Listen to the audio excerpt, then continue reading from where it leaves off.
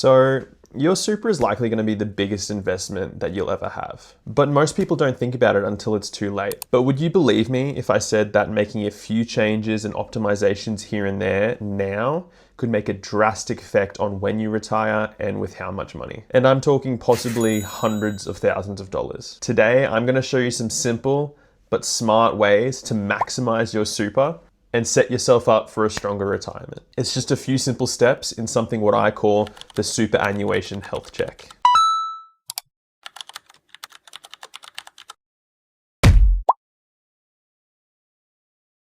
Now, first step is actually to understand what kind of superannuation fund you are in. A very large majority of Australians are put into an industry super fund, but there are also retail, corporate, and self-managed funds. Your employer is actually obligated to have a default fund if you yourself did not nominate one yourself. And if you're young and this is only your first or second job, it's likely you didn't really look into any super funds. So by default, your employer just paid into their fund that they nominated themselves. Because of this, it's really important to check the fees that are associated with your account and compare them to different super funds out there. Over the course of 30 or 40 years, even just 0.5% in fees can make a huge difference in your retirement savings. Another thing to compare between super funds is to compare the performance, and not just the performance over the last year, but over the last 5 to 10 would be helpful. You can use the ATO's Your Super comparison tool to actually have a look at these differences yourself and see how your fund stacks up against the competition. Step number 2 is to actually consolidate all your supers. If you've had multiple jobs, it's very likely that you would have multiple super accounts. The issue with this is, one, it's a little bit messy having different super funds at different places, having different logins, and also having to download different apps on your phone to have a look at it all and track it all. And two, the main reason is that if you've got multiple super accounts, you're actually doubling up on the account management fees, possibly even doubling or even tripling on paying for insurance with each different fund. And something to keep in mind is that if you've got insurance for income protection at 3 different funds, you're only eligible to claim one of those insurances if something did happen. This is one of the biggest mistakes I see all the time. Just the fact that people are a little bit too lazy to jump on the ATO and have a look at how many super funds they have. Every single account charges you fees, and those fees quietly chip away at your retirement savings. Let's say you have 2 super funds, Super Fund A and B, and each super fund has $25,000 in it. Let's also say that each account charges you $500 per year to keep them open and for them to be managed. It's very easy math here, but that's the total of $1,000 every year, when if you just had one account with $50,000 in it, you would only be paying $500 a year. Now, some of you might be thinking that's not too bad. It's only an extra $500 a year, but here's where compound losses gets really scary. If that extra $500 a year you pay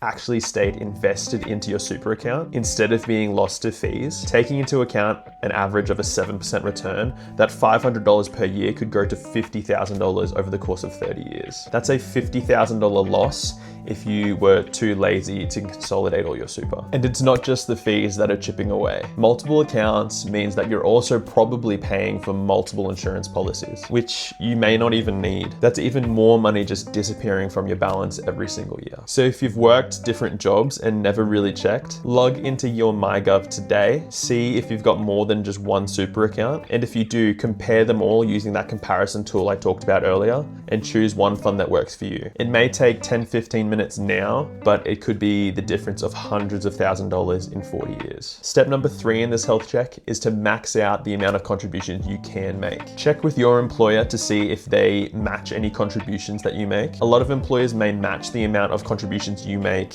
up to a certain percentage. Also check out if your employer provides any salary sacrifice options. Making pre-tax contributions with salary sacrifice and reducing your taxable income, and therefore growing your superannuation faster. Something else to keep in mind is government co-contribution. If you're in a low to middle income bracket, depending on your income, the government will actually match up to 50% of your contribution each month to a maximum of $500. So if your total income is less than the lower threshold of $47,488 for the 2025 to 2026 financial year, and you have contributed the maximum amount, you may be eligible for that $500, the maximum co-contribution. Step number 4 in this health check is to review your investment options. Don't just stick with the default option that your super fund gives you. Actually have a look at what you're investing in and the risk that you can take. It's always good to get an opinion from someone more experienced than yourself who actually knows your situation. And now is a good time to tell you that I'm not a financial advisor and I don't don't know your situation, so please seek advice before making any changes to your financial position. A general rule of thumb for this though is that young members at the start of their investment journey and at the start of their working life can take more risks because they don't actually have a lot of money to lose. So if you're young, consider a more growth-focused investment. Myself am invested in the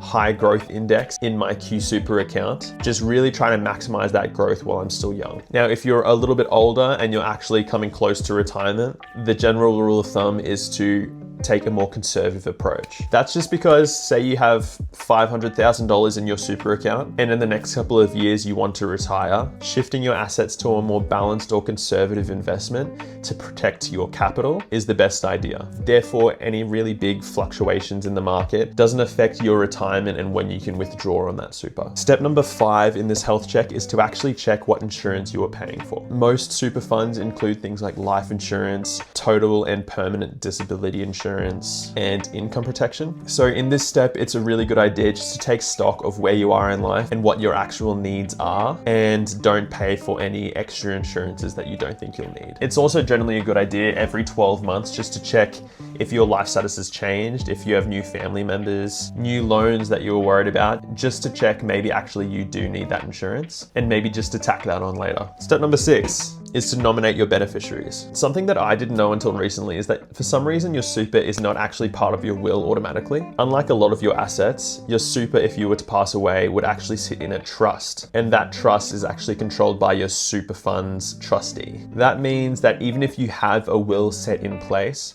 your super fund doesn't necessarily have to follow that will unless you've made a proper nomination. It's pretty common for people to nominate people like their parents or their spouse, and it's as simple as just going on your super fund's website and finding the death beneficiary form and filling that out. You'll need to get a witness to sign it. So getting your parents to sign as a witness, even your brother and sister if you like them enough, that would all suffice. Step number 7 is to actually use catch-up contributions to your advantage. If your total super balance is under $500,000 for the previous financial year, you can actually utilize unused concessional caps for up to 5 years and carry them forward. The concessional cap every year is $30,000 that you can contribute to your super. So for example, if you only contributed $20,000 to your super last year, the $10,000 of that cap you didn't use, you can carry forward to this year, and therefore your concessional cap for this year would be $40,000. This is really useful for people who have had years out of the workforce and haven't contributed for those years. People with variable incomes like shift workers like myself. People who want to boost their super later on in their career where they can afford to. And it's also very good to use as a bit of a tax dodge if you were to sell an asset or if you got a pay rise at work. And the final step is to check and review regularly. I myself check my superannuation at least once a year, just to check if the fees have changed, how the performance is going, and just to take stock of my life and to see if I could lessen or increase the amount of insurances to suit it better. It's generally advised just to adjust your insurances based on life events.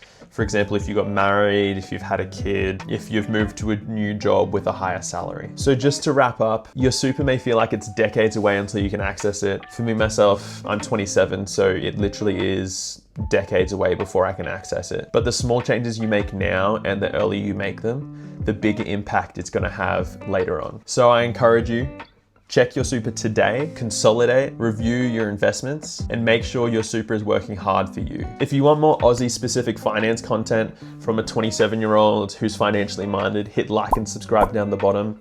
Maybe even hit that notification bell so you can get notified when I upload a new video. And please let me know down in the comments what you're doing to grow your super and what you plan to do with it when you retire. Click this video here if you want to watch more, but otherwise I'll see you guys in the next one.